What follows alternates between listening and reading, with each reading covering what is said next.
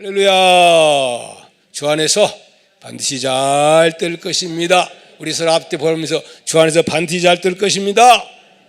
그 다음에 구호 시작. 하나님 나라 위하여. 자 시작. 하나님 나라 쫙 올리는 거예요. 시작. 하나님 나라 위하여. 안 올라가. 다시 하나님 나라 착 올라가는 거예요. 위하여. 그 다음에 쌉시다. 이 훈련이 잘 안 되는 거예요. 이 마스크 쓰는 것처럼 훈련이 좀 자주 돼야 될 것 같습니다. 얼마나 훈련이 대한민국 세계에서 가장 말잘 듣는 마스크 착용은 세계에서 최고라고 합니다. 이렇게 모든 것이 훈련되면, 신앙의 훈련 받으면 진짜 여러분 영적 영웅이 될 줄 믿습니다. 아멘. 어떤 아버지가 때가 돼서 가실 때가 되매 새 아들을 불러놓고 이런 유언을 하게 됩니다. 얘들아, 여기 나뭇가지 하나씩 있는데 줄 테니까 꺾어봐라. 아들들은 나뭇가지 하나씩 아주 가볍게 톡 하고 꺾어버렸답니다. 그러자 아버지는 2개로 묶여진 나뭇가지를 주면서 이것을 이번에도 꺾어봐라 했습니다. 아까보다 조금 힘이 들었지만 그건 역시 끊었습니다. 그러자 아버지는 3개로 묶어진 가지 다발을 주면서 다시 이걸 꺾어보라 했지만 꺾어졌을까요? 꺾어지지를 않았습니다. 그러자 아버지는 3개로 묶어진 이 원리를 말하면서 이렇게 말했습니다. 얘들아, 너희 삼형제가 이 막대기처럼 한 마음 한 뜻 되어 우애 있게 마음을 합하면 세상에 그 어떤 누구도 너희를 건드릴 수 없단다 라고 교훈하고 아버지는 세상을 떠났다고 합니다. 그래서 그 아들들은 한평생 아버지의 유언을 생각하면서 서로 우애 있게 한마음 한뜻 되어서 행복하게 지금도 살고 있답니다. 아멘. 여러분의 가정에도 이런 연합의 역사가 있기를 예수님의 이름으로 축복합니다. 아멘. 여러분, 3개의 막대기는 하나의 막대기보다 얼마나 힘이 강할까요? 3배일까요? 얼마나 될까요? 3배일 것처럼 생각할지 모르지만 물리학의 공식에 의하면 가로 세로 10cm의 나무가 견딜 수 있는 하중의 무게는 나무마다 좀 다르지만 대개 275kg이라고 합니다. 그런데 2개의 나무가 하중을 견디려면 550kg이면 견디게 되는데 이상하게도 826kg을 견딘다고 합니다. 그런데 이 3개의 나무가 묶여지면 3847kg의 기하급수적으로 하중을 견딜 수 있는 힘이 늘어난다고 합니다.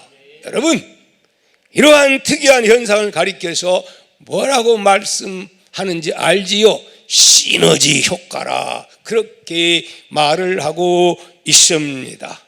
사랑하는 성도 여러분, 이 시너지 효과의 역사가 직장에서도 가정에서도 그리고 몸된 교회에서도 똑같이 일어남을 여러분 믿으시기를 축복합니다.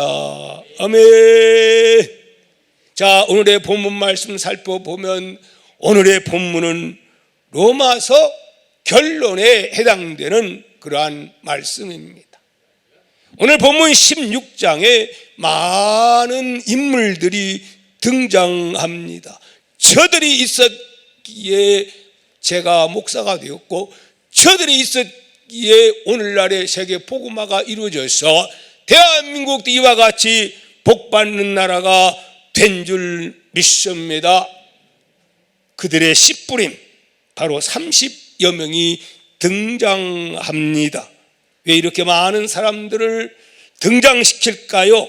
들어봐도 누군지도 모르는데 이유가 많지만 세 가지 말씀드리면서 이를 통해서 주께서 우리에게 깨닫는 은혜를 주시기를 축복합니다.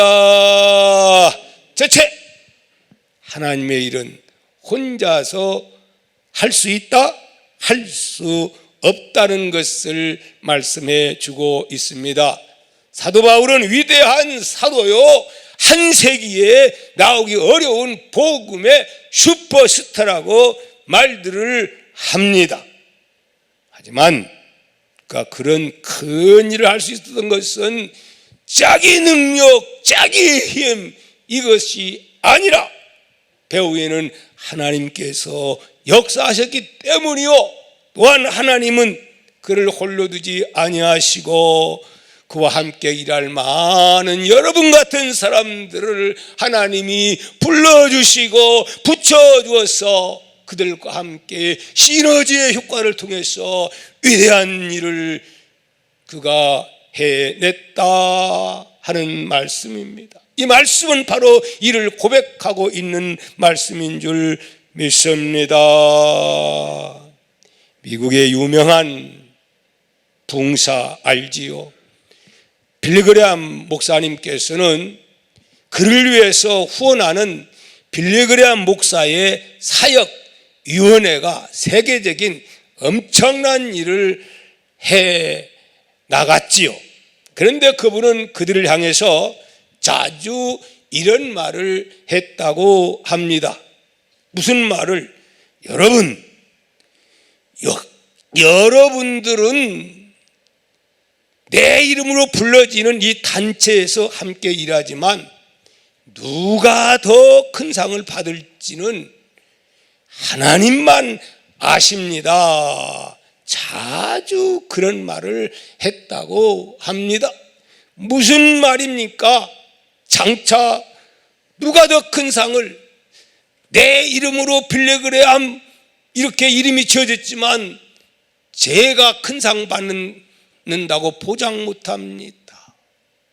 여러분, 겉만 봐가지고 유명하다고 해서, 그리고 이름이 수많은 사람들에게 알려졌다고 해서 그것 가지고 하나님이 인정하고 상 준다고 볼 수는 없다.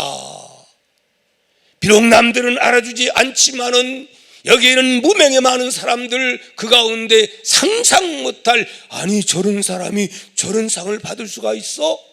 그런 사람이 있다 하는 말씀입니다. 그러므로 여러분, 사람을 함부로 겉만 보고 판단해서는 된다, 안 된다 하는 말씀입니다. 두 번째 우리에게 주는 메시지는 뭐냐?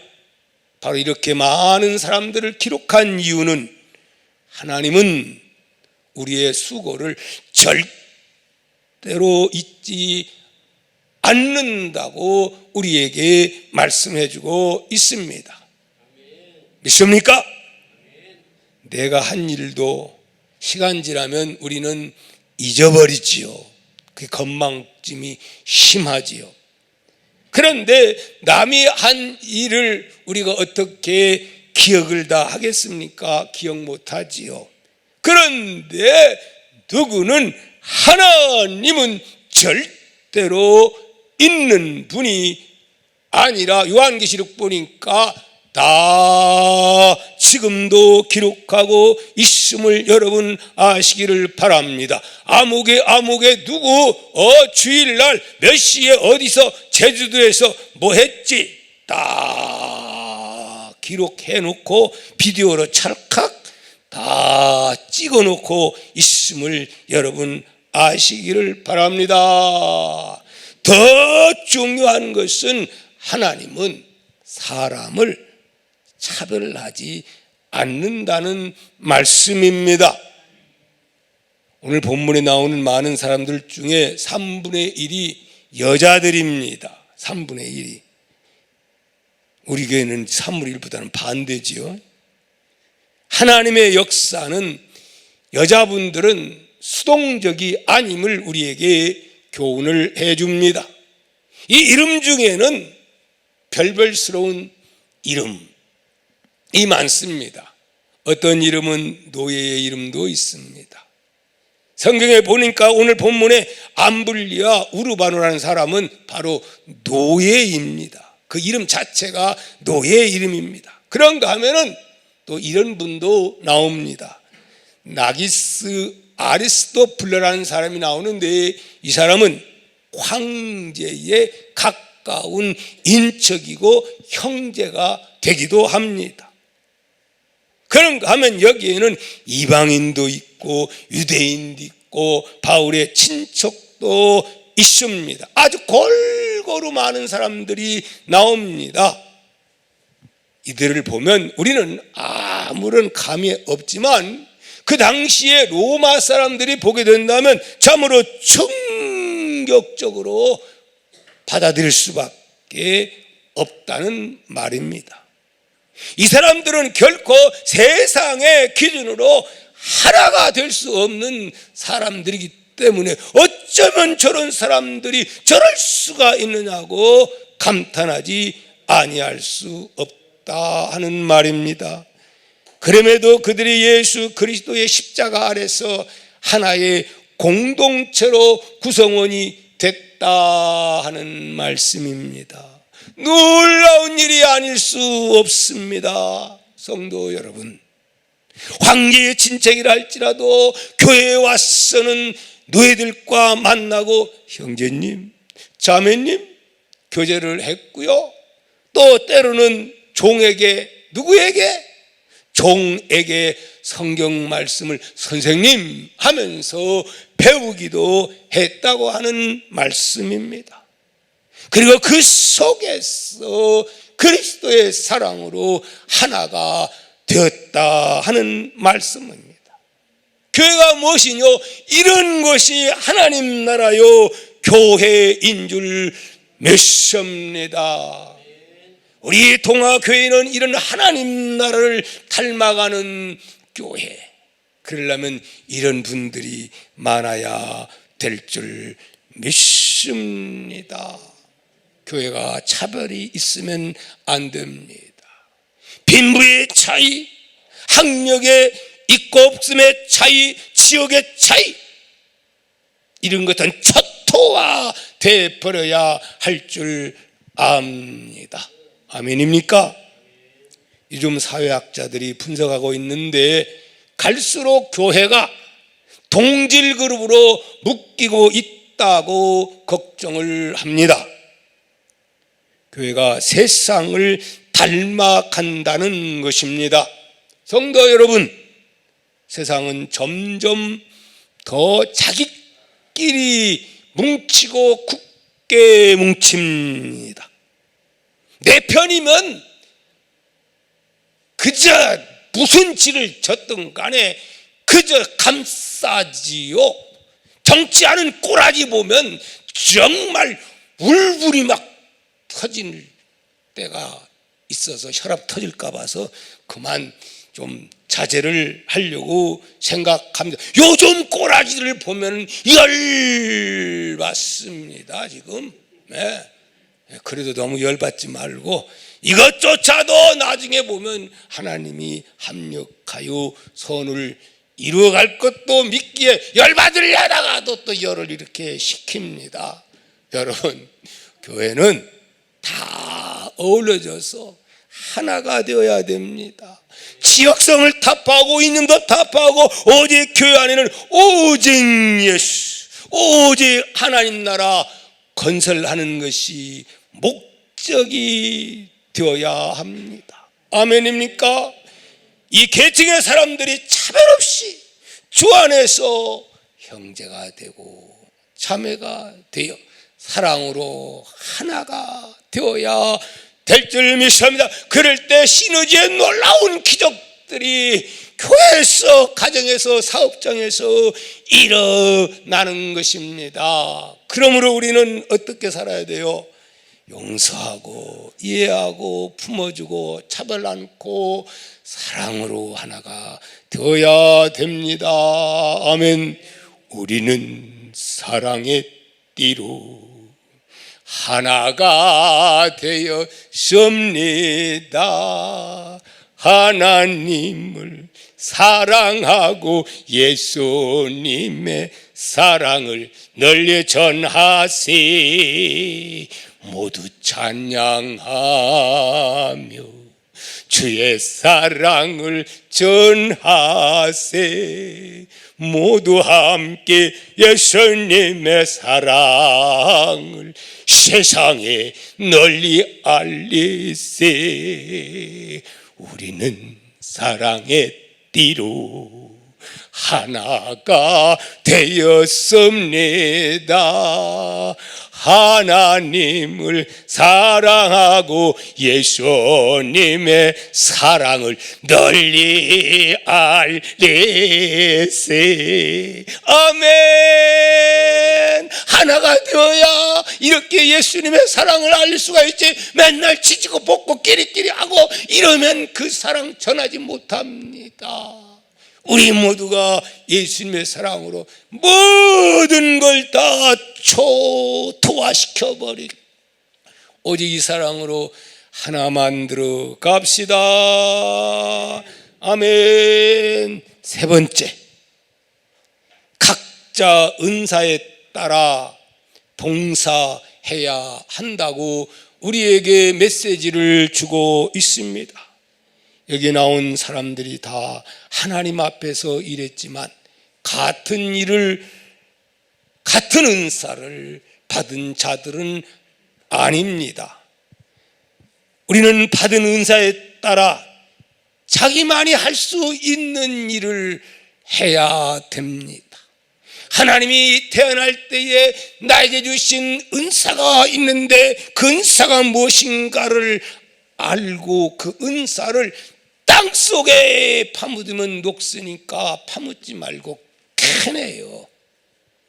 열심히 영원한 하나님 나라 위해서 쓰임받는 자가 이 땅에서 가장 복된 자임을 여러분 깨달으시기를 축복합니다. 많은 사람 나오지만 딱 세 사람만 소개하고 말씀을 마치려고 생각합니다. 맨 먼저 나오는 사람 한 분을 소개합니다. 우리 1절 2절을 봅니다. 시작.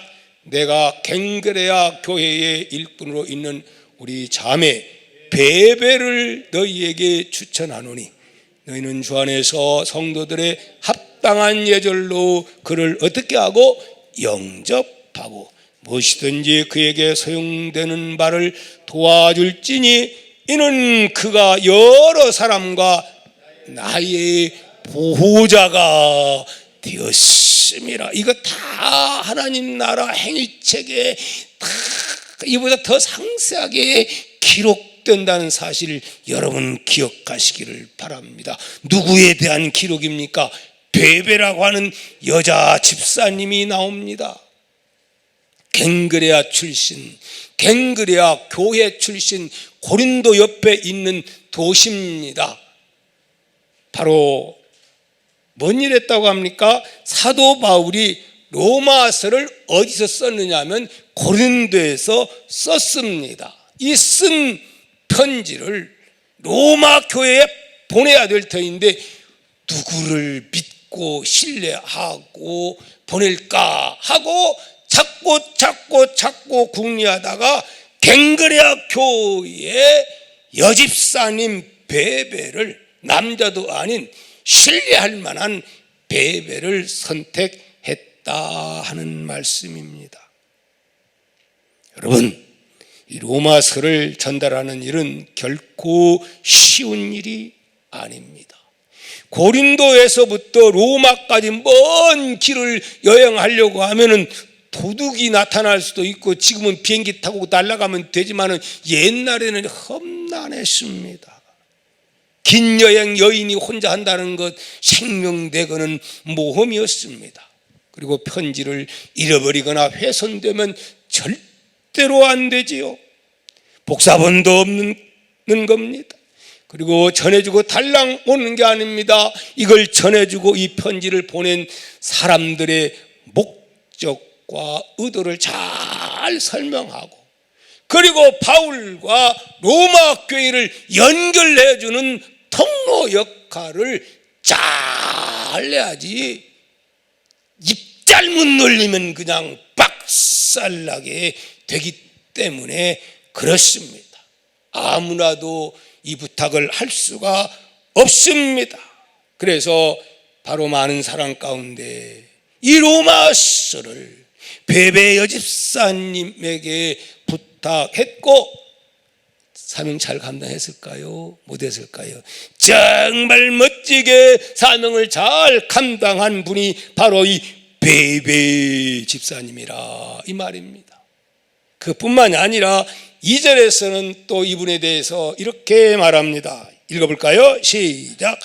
너희는 주 안에서 성도들의 합당한 예절로 그를 영접하고 무엇이든지 그에게 소용되는 바를 도와줄지니 이는 그가 여러 사람과 누가 됐다?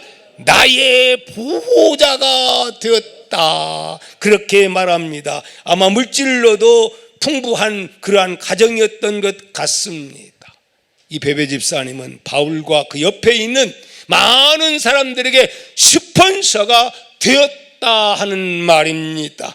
여러분, 돈 있으면 뭘 쓰시렵니까? 이런 일에 가치 있게 여러분 쓸 수 있는 일꾼들이 우리 교회도 많이 나올 수 있기를 축복합니다. 그는 고린도 교회 물질로, 그리고 바울 신분 보장으로 바울 또 그 외에 많은 사람들을 많이 도와줬다라고 말씀하고 있습니다. 그래서 얼마나 사도 바울이 그를 믿었으면 어떻게 말합니까? 너희가 주 안에서 성도들이 합당한 예절로 그를 영접해주고, 그리고 만약에 그분이 뭔가 필요하다면 나를 아끼듯이 대해주고 그의 말을 다 믿어도 좋다, 100% 그의 말하면 믿어도 좋다, 그렇게 말하는 것을 봅니다. 100% 믿어도 된다. 얼마나 신뢰성이 있으면 그렇게 말을 하겠습니까? 여러분, 오늘 우리 모두가 이렇게 100% 신뢰할 수 있는, 누가? 주의 종이, 누가? 또 많은 사람들, 누가? 하나님이 그렇게 신뢰할 수 있는 저와 여러분 다 될 수 있기를 축복합니다. 무엇을 위하여? 영원한 하나님 나라 위하여. 이것이 목적이 되어야 합니다. 내 개인을 위한 게 아니고 오직 하나님 나라 위하여, 영원한 내가 살 곳 위하여 우리 모두가 이런 목적으로 이렇게 살아가기를 다시 한번 소망합니다.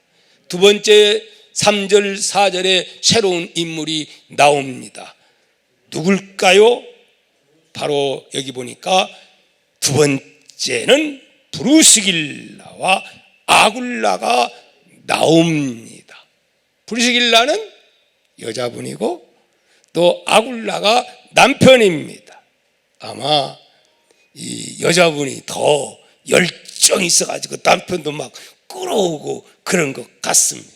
그래서 브리스길라, 그 다음에 아굴라 부부를 말씀하는데 뭐라고 지금 소개를 합니까? 바울을 위해서 어떻게? 그들의 뭣도 목이라도 내놓으려 했다고 바울은 감격하면서 말하고 있습니다. 그들은 사도 바울의 선교 사역을 도와주기 위해서 그렇게 했기에 잊을 수 없어. 바울 사도의 일생에 눈을 감아도 그에 대해서는 잊을 수가 없어. 그들의 목이라도 복음 사업을 위해서 내놓을 만한 두 부부였다, 그렇게 말을 하고 있습니다. 이 나오는 사람 가운데, 모든 사람 가운데 이사를 제일 제일 많이 한 사람이 누구냐? 이 부부입니다. 브리스길라와 아굴라 부부. 그러면 왜 그렇게 이사를 많이 다녔느냐? 지금은 제가 이사를 잘 안 다녀요. 제 집도 있거든요. 40년 만에 집도 생겼거든요. 근데 옛날에는요 1년에도 몇 번 다녔습니다, 여러분. 그런데 지금은 하나님께서 축복하사 집도 주시고 그랬습니다. 많은 바울이요 복음 전파할 때 선교사들은 이 누구를 만나느냐 하면 로마 이 고린도에서 이 아굴라 부부를 만나요. 어떻게 만난 줄 압니까? 바울이 뭐 하는 기술자지요? 천막 텐트 치는 기술자인데 바로 누구 집 가서 일을 해요? 브리스길라 아굴라가 사장님인데 그 집 가서 직공으로 일을 하는 거예요. 아르바이트로. 근데 가만히 보니까 사람이 보통 사람이 아니야. 얼굴을 보니까 눈동자를 보니까 얘기를 해보니까 아하, 하나님의 종이야. 선지자야. 그래서 여기에 그만 은혜를 받고 말씀을 듣고 그를 통해서 놀라운 사명감을 느끼게 됩니다. 누군데? 종업원인데. 그때부터는 종업원으로 모시는 게 아니고 누구로? 하나님의 종으로 그렇게 섬기게 됩니다. 그래서 그때부터는 바울이 가는 곳곳마다 누가 뭐처럼 그림자처럼 따라다니냐? 두 부부가 그림자처럼 가는 곳곳마다 따라다닙니다. 바울이 나 이번에 에베소에 가겠소 하면은 아 그렇습니까? 우리 사도님 조금 이따 오세요. 내가 먼저 가서 안정적에 다 정리하고 집까지 준비하고 또 여차저차 이렇게 기초를 닦아 놓으면 그때 오세요. 연락해 드릴 테니까. 이런 식으로 먼저 가서 다 조건 마련했고 사람들 모아놓고 아 하나님 믿으면 이렇습니다 이런데요. 그렇게 해서 사람을 이렇게 어느 정도 몰아놓고 그 다음에 진짜 사도님이 오실 테니까 여러분 아무시 오세요. 그러면 그때 이제 바울 사도가 딱 와서 말씀을 또 강론하게 하고 또 여기서 교회가 세워질 만하면 또 어디로 갈라디아로 가게 되고 이런 식으로 해서 세상에 곳곳마다 가는 곳곳마다 교회가 세워지게 되었다 하는 말씀인 줄 믿습니다.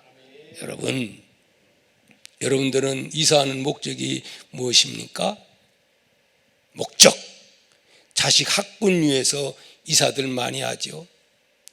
좀 더 넓은 집 위해서 이사들 많이 하지요. 공기 좋은 곳에서 살기 위해서 이사들 하지요. 그러나 이분들은 사업가임에도 불구하고 돈 버는 데 목적이 아니고 그저 하나님 나라 위해서 이렇게 조금 정들다가 될 만하면 또 바울이 여기 다 예수 믿는 사람 많으니까 딴 데 갑시다 하면 또 접어가지고 이렇게 새롭게 개척 정신을 가지고 함께 일생을 살아서 그는 목이라도 복음을 위해서 개인이 아니죠. 사실은 하나님 나라 위해서 내주는 그런 자라고 칭찬하는 것을 우리는 보게 되는 것입니다. 아멘입니까? 그래서 초대교회는 이렇게 건물 지은 게 아니에요. 이 브리스길라 아굴라 부부처럼 뭘 내놔? 자기의 가정을 내놔 버리는 거예요. 그래서 여기 나오는 집들은 이렇게 우리 교회면 어마어마하게 큰 거예요, 여러분. 자기 집 내놔가지고 가정교회로부터 그렇게 출발을 해요. 저희 교회도 처음에 어떻게 내 삶의 터전인 우리 집 다 내놓고 그것이 교회가 된 겁니다. 아멘입니까? 그런 식으로 일반 성도들이 그렇게 막 집을 내놓는 거예요. 아굴라 부부가 그랬고 나머지 나오는 모든 사람들이 알고 보면 그런 식으로 교회에 자기 집을 내놓아. 그래서 거기서부터 교회가 출발을 하게 되는 것입니다. 마지막으로 세 번째 사람 소개하려고 합니다. 누굴까요? 13절에 나옵니다. 한번 읽어볼까요? 시작. 주 안에서 택하심을 입은 루포와 그의 어머니에게 문안하라. 뭐라겠어요? 그 어머니는 내 어머니라. 어우, 바울이 그렇게 말하네요. 누구요? 루포와 그 어머니에게 무난하다오. 그러면서 그 어머니는 내 어머니라. 그렇게 말을 합니다. 이 루포가 누구냐 하면은 마가복음 15장에 나오는데 거기 보면 알렉산더와 루포의 아버지 시몬 이렇게 나옵니다. 우리 알았죠? 이번에 이 부활주일 전에 고난주간에 누구? 구레네 시몬이 뭐 알았다가 세상에 6월절 거기 왔다가 사람들이 모여서 이렇게 뭔가 하고 이렇게 보다 보니까 웬 젊은 청년이 두드러 맞아가지고 막 쓰러지는 거요. 그걸 보는 거요. 근데 자세한 건 성경에 안 나왔지만 전승에 의하면 이 사람이 구경을 하다가 그거 보고 로마군에게 이렇게 말합니다. 아니 저 약한 분을 그렇게 때릴 필요가 뭐 있나요?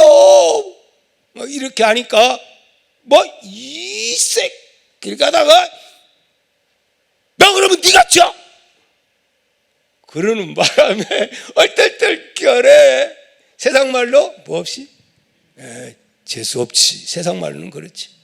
이렇게 해서 그 누구도 지치 않았던 예수님의 십자가를 어디까지 골고다 언덕까지 아무런 관계 없는데 예수님을 대신해서 짊어지고 갔던 자 구레네 시몬이었다 이 말씀입니다.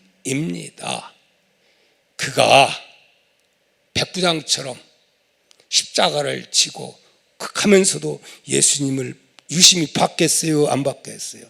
열심히 보고 마지막 운명할 때까지 다 보니까 이런 고백이 터집니다. 어떤 고백이 예수님과 눈과 눈이 마주칠 때에 불꽃이 튀었겠지요. 저분은 보통 분이 아니다. 저분이야말로 하나님의 아들이 알고 보니까 어린 양으로 오신 그분이 바로 저분이구나. 아멘. 그가 깨닫고 예수 믿고 신앙의 고백을 하게 됩니다. 아멘입니까? 자, 보십시오. 그래서 그걸로 그냥 십자가 지고 끝나버리면 뭔 의미가 있겠어요? 억울하고 분통 터지고 세상 말로 진짜 재수 없는 거지. 그렇지 않겠습니까? 그런데 그게 아닙니다. 십자가 지면서 엄청난 은혜를 받습니다. 그래서 그의 아들이 누가 된 줄 압니까? 초대교회 엄청난 영적인 지도자가 되고 이분도 어떤 분이 됐느냐? 선지자가 됩니다. 사도행전 13장 1절을 한번 여러분 읽도록 합니다. 거기 보면 이렇게 나옵니다. 안디옥 교회에 선지자들과 교사들이 있었으니 곧 누구라고요? 바나바. 첫 번째 누가 나요? 바나바지요. 착하고 훌륭하고 정말 바울을 도와주고 이끌었던 바나바 아닙니까? 바나바와 그 다음에 두 번째가 누구냐?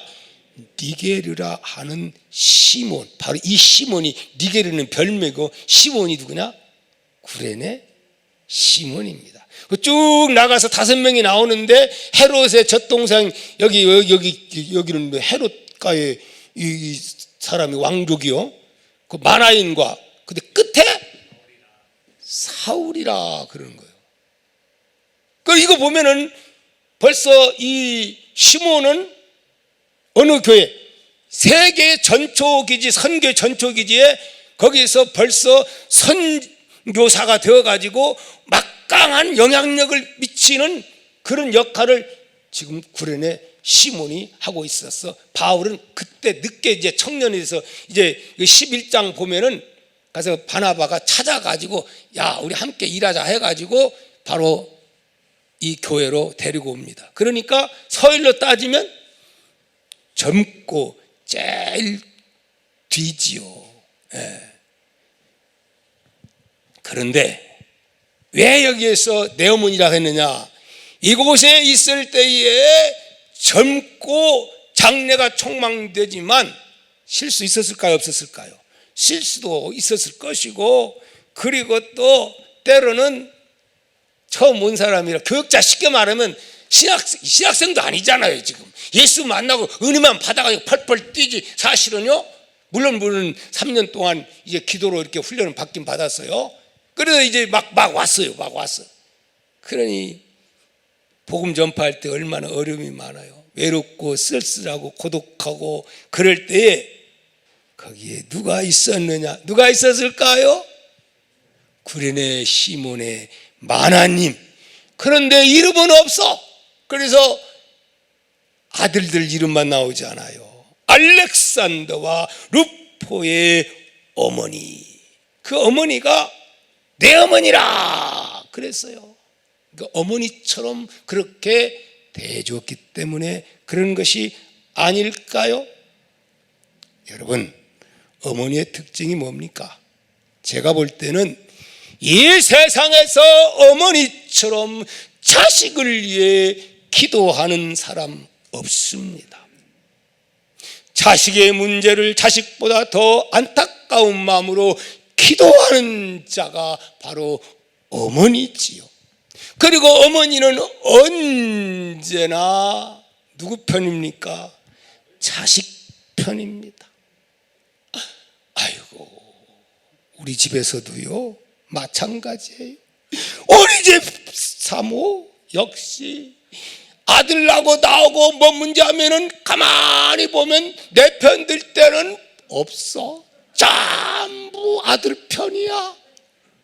아이고, 저도 그래서 외롭고 쓸쓸할 때가 있답니다. 남편들이요, 여러분의 아내들은 어떠한지요? 아마도 비슷비슷할 겁니다. 무슨 말이냐 하면 사도 바울도 인간이지 않습니까? 이제 경험도 없고 이제 펄펄 막 불만 받았지. 그러다 보니까 여러 가지 어려움이 얼마나 많아요. 초대교회 때는 생명 내걸지 않으면 보고 못 전파해요. 그러고 지쳐가지고 힘들어 있을 때 누가 왔어?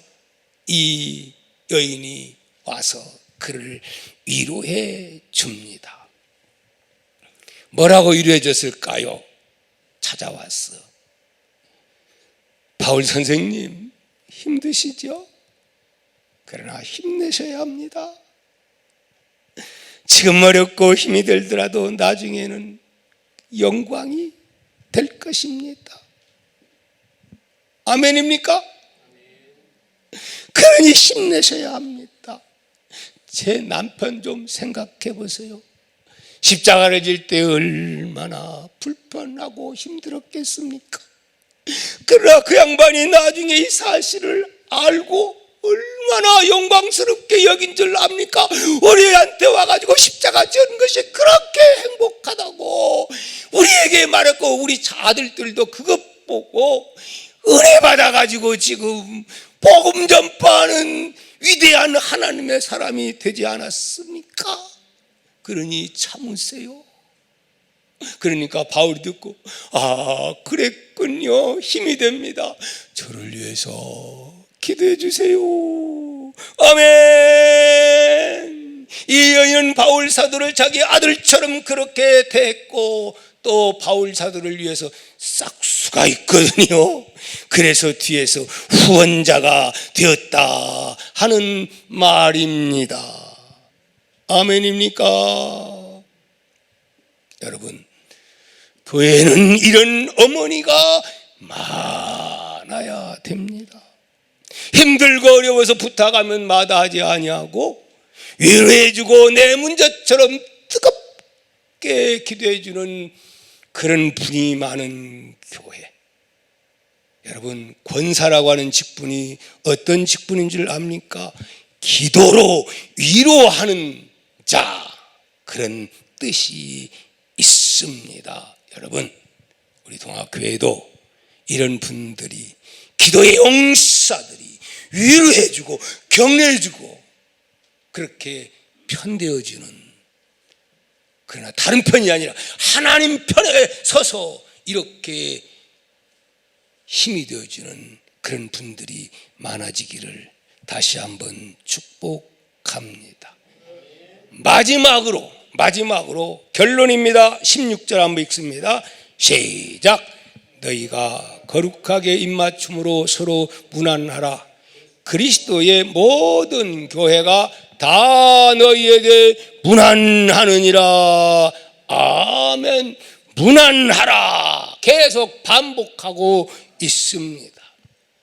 무슨 말입니까?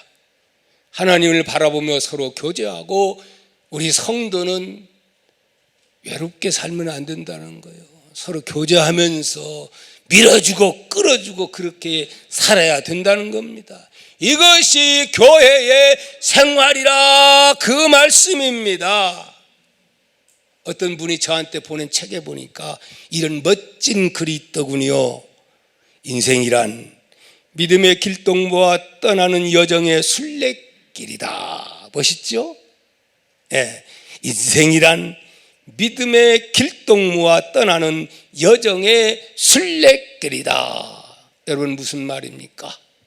우리가 믿음의 순례정을 살아갈 때 하나님은 나 홀로 주의 일 하려고 하는 사람 홀로 버리지 아니하고 반드시 길동무를 도울 수 있는 사람을 붙여주신다. 그 예가 뭐냐? 바로 교회가 그런 곳이라 하는 말씀입니다. 아멘입니까? 그러므로 교회 안에서 우리 성도들은 서로를 어떻게 바라보아야 되겠습니까? 무엇으로? 이 사람은 내 영혼의 순례길에 하나님이 주신 믿음의 길동무로 다 받아들이고 염소가 되어서 옆구리를 받더라도 하나님이 필요해서 준 자라 그렇게 생각하고 대하면 그것조차도 합력해서 나를 훈련시켜 가게 될 줄 믿습니다. 요셉을 훈련시키듯이 하나님은 그렇게 해서 나를 만들어가고 여러분을 만들어간다는 사실을 잊어서는 안 될 것입니다. 우리 한번 따라해 볼까요? 당신은 나에게 보내주신 하나님의 선물입니다. 이것은 아니야. 그러면 안 되는 거예요. 아멘입니까? 다 필요해서. 왜? 하나님은 모든 것이 합력해서 선을 이루어 가시기 때문에 그렇습니다. 이러는 하나님 나라 위하여 우리는 일하고 옆으로는 서로 사랑하며 이루어하면서 살아갈 때에 이 땅에 살면서도 우리는 행복하게 누리면서 기쁘게 살아갈 수가 있는데 잘 살아갈 수 있는 줄 믿습니다. 근데 여러분, 오늘 우리는 오해하는 게 있어요. 잘 사는 것이 무엇인가, 이것에 대해서 오해하고 살아갑니다. 어떻게 하면 잘 사는 겁니까, 여러분? 어떻게 하면? 부자 되면 잘 사는 겁니까? 그러면 가난하면 못 사는 겁니까? 성경은 그렇게 말하고 있지 않습니다. 잘 사는 것과 못 사는 것은 결코 집이 크고 돈이 많고 지갑이 툭툭하고 이것 보고 잘 산다 못 산다 그렇게 평가하지 않습니다. 아멘입니까? 그러면 잘 산다는 말은 무엇일까요? 무엇일까요? 내가 어디에 어떻게 쓰임을 받고 있느냐, 이것입니다. 믿습니까? 가장 잘 사는 것은 바로 내가 하나님께 영원한 하나님 나라 위하여 쓰임 받는다고 하는 것. 바로 이렇게 잘 쓰임 받을 때 염소로 쓰임 받으면 안 돼요. 양으로, 선한 양으로 잘 쓰임 받을 때 그 자가 바로 잘 사는 자입니다.